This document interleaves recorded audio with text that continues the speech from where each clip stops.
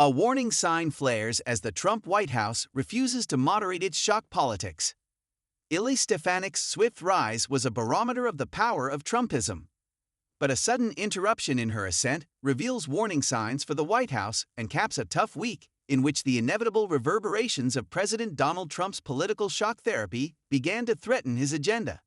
To serve as U.S. ambassador to the United Nations on Thursday, indicating concern about a special election in her seat given the already tiny Republican majority in the House.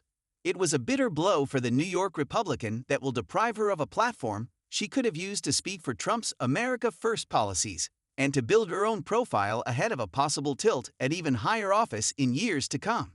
It was also a poor reward for her loyalty to the president and her journey away from mainstream Republicanism, which critics say suppressed principle for ambition.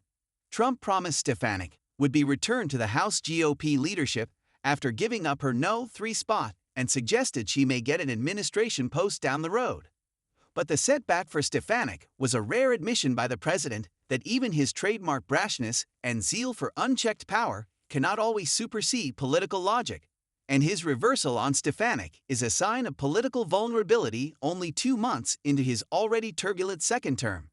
Democrats might be flailing in response to Trump's shock and awe return to the Oval Office, and the GOP is still rock solid behind a president who uses intimidation to enforce party loyalty.